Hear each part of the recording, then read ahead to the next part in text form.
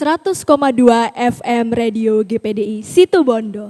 Shalom, selamat pagi pendengar setia dimanapun berada. Apa kabarnya hari ini? Semoga selalu dalam penyertaan Tuhan. Haleluya. Senang sekali ya, saya Mita menyapa pendengar sekalian dalam acara kesayangan kita, apalagi kalau bukan di sarapan pagi, makanan yang sesungguhnya bagi hati. Nah, pagi hari ini tentu saja saya tidak sendirian pendengar setia semua. Karena telah hadir bersama dengan kita di studio yaitu Bapak Yunias. Selamat pagi Pak. Pagi Bu. Ya, sehat ya Pak? Sehat, Puji Tuhan. Nah, menu sarapan kita pada pagi hari ini akan disampaikan oleh Bapak Yunias. Sudah siap Pak? Siap. Oke, kalau begitu. Saya harap kita juga sudah siap nih. Kita siapkan seluruh jiwa raga kita untuk menyambut berkat firman Tuhan. Baik, monggo Pak, waktu dan tempat dipersilakan. Ya, terima kasih Bu Mita. Puji Tuhan, selamat pagi Bapak Saudara, Jemaat Tuhan GPDI Situbondo. Tentu kita merasakan kasih dan kemurahan Tuhan pada pagi hari ini sehingga kita sudah melewati waktu-waktu kita dan kita sudah ada pagi hari ini semua itu karena kemurahan dan kebaikan dari Tuhan Yesus Kristus. Puji Tuhan. Hari ini sebelum kita beraktivitas, mari kita akan melewati bersama-sama dengan Tuhan Yesus. Kita mau diisi dulu dengan kebenaran firman Allah, karena firman Allah itu yang menjadikan sumber kekuatan bagi kita semuanya. Puji Tuhan. Mari kita merespek ke belakang dalam waktu-waktu ini yang sudah terjadi di dalam kehidupan kita, Bapak Saudara ya. Kita sudah melewati masa pandemi ini mulai Maret 2020, kalau tidak salah ya. Kita sudah hampir 11 bulan memasuki masa pandemi ini hingga pada minggu-minggu ini, bulan Januari ini kita tahu bahwa vaksinasi sudah akan dilakukan. Tetapi saya tidak bicara tentang itu, tetapi saya hanya mengingatkan Bapak Ibu Saudara sekalian, segala sesuatu yang terjadi di tengah-tengah kehidupan kita itu, baik itu yang disengaja ataupun yang tidak sengaja, itu adalah semua adalah rencana Tuhan bagi hidup kita, orang-orang yang percaya kepada Tuhan Yesus. Itu merupakan adalah suatu peringatan bagi kita, terlebih orang yang beriman yang sudah percaya kepada Tuhan Yesus, bagaimana kita bisa meresponi dan bagaimana kita bisa mengerti apa rencana Allah dan maksud Allah dalam hidup kita.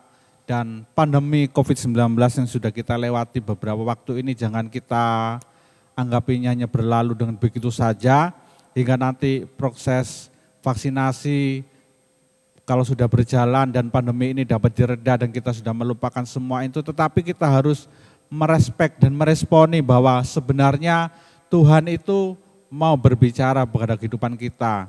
Kita harus mau mengerti apa rencana Tuhan pada pandemi COVID-19 ini.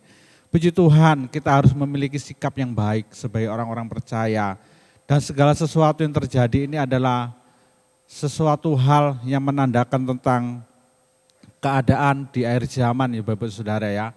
Keadaan di akhir zaman yang menuju tentang segala kesudahannya akan berakhir. Kita mau mengerti apa yang dimau Tuhan di dalam kehidupan kita. Kita mau membaca suatu peringatan yang diberikan kepada kita dalam 1 Petrus 4 ayat yang ke-7 saya baca.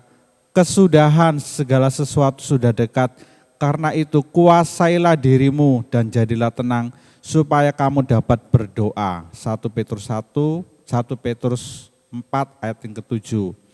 Kesudahan segala sesuatu sudah dekat, karena itu kuasai dirimu dan jadilah tenang supaya kamu dapat berdoa.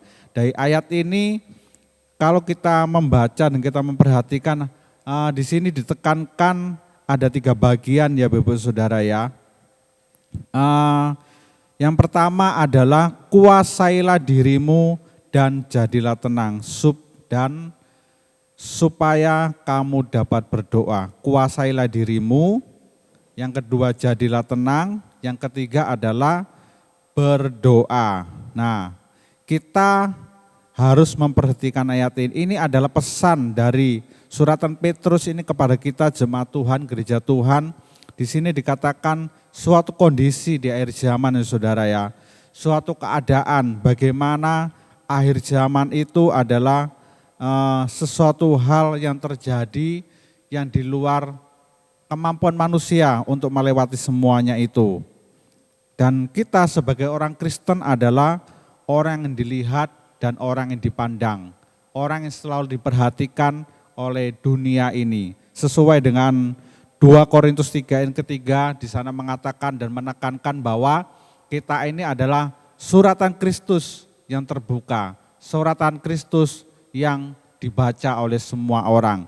Dan 1 Petrus 4 yang ketujuh ini, di sini ada tahapan-tahapan bagaimana kita di akhir zaman ini mau menjadi orang Kristen yang menjadi berkat, menjadi orang Kristen yang boleh dilihat sebagai suratan Kristus ya Bapak Saudara ya.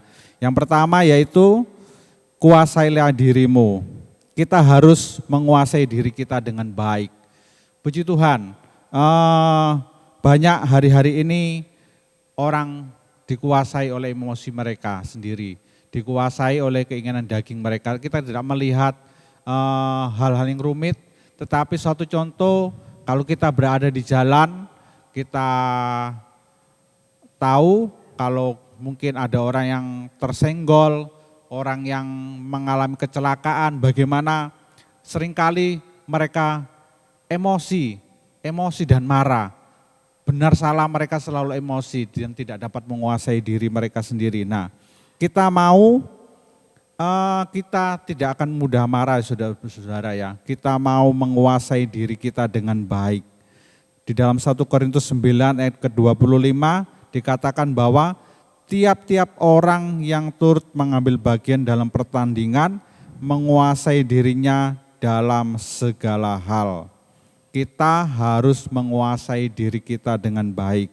Apapun yang terjadi, situasi kondisi di akhir zaman, situasi kondisi yang tidak baik, keadaan perekonomian tidak baik, tekanan, himpitan dalam keluarga kita, dalam lingkungan kita, masyarakat yang ada, kita harus bertanding, kita harus mengambil bagian, yaitu kita dapat menguasai diri kita dalam segala hal. Sehingga tidak akan terjadi sesuatu hal yang tidak baik. Karena tadi sesuai dengan Korintus mengatakan bahwa kita adalah suratan Kristus yang terbuka dan kita dibaca oleh semua orang. Puji Tuhan.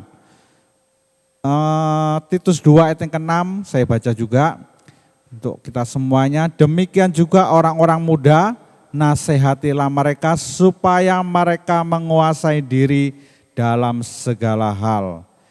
Orang-orang muda khususnya saya mengingatkan supaya kita menguasai diri kita dalam segala hal supaya kita tidak berdosa. Puji Tuhan.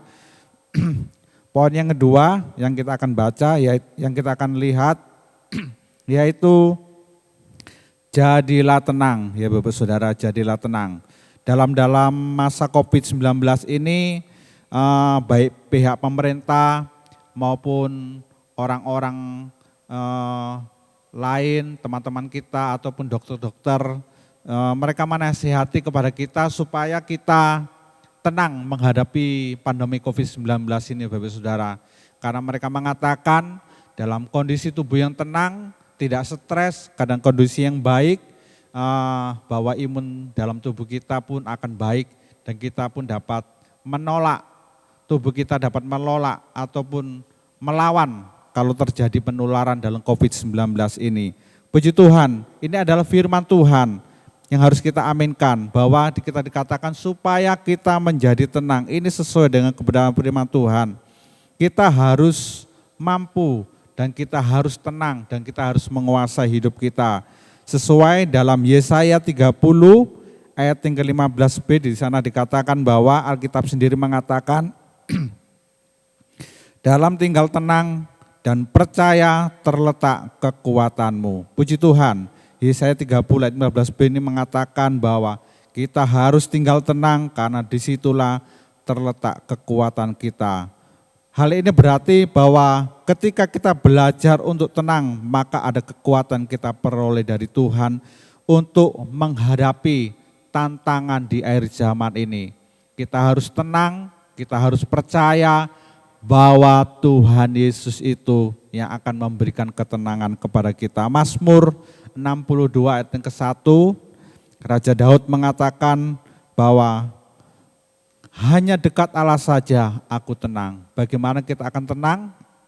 Kita harus dekat dengan Tuhan. Tubuh kita tenang, pikiran kita tenang, maka kita akan dapat melewati masa-masa yang sulit ini. Puji Tuhan, yang terakhir, yang ketiga, kita akan memiliki suatu poin, kita harus suka berdoa ya Bapak Saudara ya. Yakobus mengatakan dan firman Allah mengatakan bahwa doa orang benar itu adalah sangat besar kuasanya. Amin. Saya tidak hanya mengatakan kita harus suka berdoa, tetapi intinya kalau kita suka berdoa berarti kita memiliki suatu hubungan intim dengan Tuhan. Kalau kita memiliki suatu hubungan intim dengan Tuhan, maka hidup kita akan dipenuhkan dengan Roh Allah di dalam kehidupan kita. Doa itu bukanlah suatu perkara yang mudah, dan doa itu bukan hanya suatu perkara tentang perkataan-perkataan saja, tetapi kita harus menekankan suatu hubungan intim dengan Tuhan, hubungan yang baik dengan Tuhan Yesus Kristus.